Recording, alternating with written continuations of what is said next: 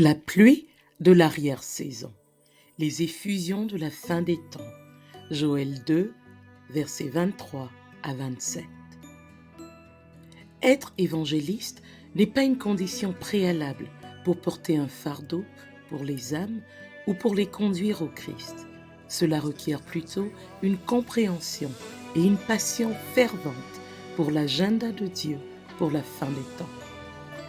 Nous sommes dans les jours de la puissance de Dieu, et l'ampleur de sa puissance dépend de l'alignement des vases prêts à la recevoir. Nous nous consacrons à l'âme des hommes.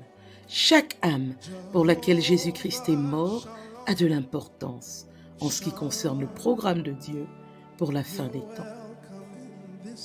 Il n'y a qu'un seul processus spirituel qui convertit un incroyant en croyant. C'est la rencontre avec le Fils du Dieu vivant, Jésus-Christ.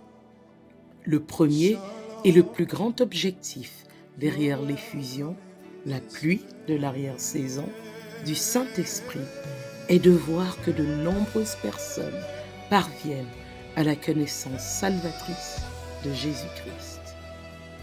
Le véritable succès dans le royaume de Dieu se mesure au nombre de personnes qui sont parvenues à la connaissance salvatrice de Jésus-Christ grâce à votre existence.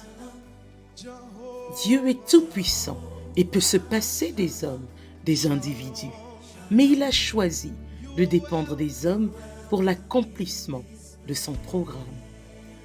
Point clé à noter concernant le plan de Dieu. 1. Dieu ne forcera ni n'imposera jamais son programme à qui que ce soit, car cela ne correspond pas à son caractère. Il a donné à l'homme la capacité exclusive de choisir. 2. La manifestation du désir et du plan de Dieu sur la terre dépend de la disponibilité, de la volonté et de la soumission des saints. Ésaïe 6:8, Luc 1:38. Il sera pénible en cette ère de fin des temps d'être spectateur du mouvement de Dieu. Dimension pour apprendre à connaître Dieu. 1. En étudiant son caractère. 2. En apprenant son modus operandi, ses voies. Éphésiens 1:19. 3. En reconnaissant et en visualisant sa puissance. Jean 2:23, Jean 2:11, 1 Samuel 17:45. Quel type de vase Dieu cherche-t-il en cette fin des temps? 1. Dieu cherche des vases qui désirent le connaître. 2. Dieu cherche des vases qui l'aimeront vraiment et de tout cœur. 3. Dieu cherche des vases qui le serviront au-delà de le connaître et de l'aimer. Il faut du temps pour connaître Dieu. Ce que Dieu utilisera en cette fin des temps sont les personnes qui paieront le prix pour le connaître. La plupart des réveils meurent parce que la composante de l'amour n'a pas été ajoutée. L'amour de Dieu est renforcé par la connaissance et vous ne pouvez pas aimer dans l'ignorance. Dieu cherche des vases, des hommes qui désirent le connaître. La connaissance de Dieu englobe les éléments suivants. 1. Des vases qui sont prêts à donner du temps à Dieu. 2. Des vases qui sont prêts à se soumettre à la consécration requise et à embrasser la responsabilité qui en découle. 3. Les volontaires qui investiront du temps et de la constance dans l'étude de la parole et la communion avec l'Esprit, dans la prière et l'adoration. Qu'est-ce qui accompagne la saison d'effusion? Numéro 1, elle s'accompagne d'une manifestation d'œuvres puissantes dans et par les saints. 2, c'est une saison de plus grande influence où l'Église gagne en ascendance et en visibilité.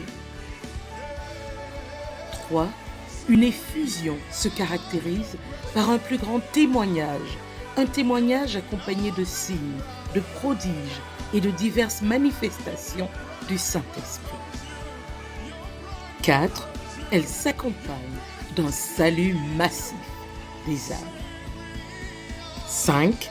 Chaque véritable effusion de l'esprit culmine dans l'augmentation et l'abondance. 6.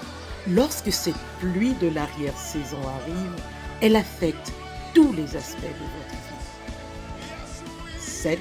La pluie de l'arrière-saison apporte avec elle des dimensions plus élevées de l'esprit, une plus grande maîtrise de la puissance spirituelle. Les preuves bibliques que vous aimez Dieu. 1. Il devient votre priorité. 2. L'obéissance. Obéir vaut mieux que n'importe quel sacrifice que vous ferez. 3. L'amour pour les frères. Seigneur Jésus, je crois en toi et je t'accueille dans ma vie. Je crois que tu es le Fils de Dieu qui a payé le prix pour mes péchés. Par la foi, je te reçois dans mon cœur comme mon Sauveur, mon Seigneur et mon Roi. Aujourd'hui, je reçois la vie de Jésus-Christ et je déclare que la puissance du péché, de Satan, de l'enfer et de la tombe est brisée sur ma vie. Désormais, je déclare que mes péchés sont pardonnés et que je suis né de nouveau. Je suis un enfant de Dieu, j'avance toujours et je ne recule jamais au nom de Jésus. Si vous venez de recevoir Jésus-Christ comme votre Seigneur et Sauveur, utilisez le lien ci-dessous. La promesse s'adresse à tous. Merci d'avoir célébré le culte avec nous.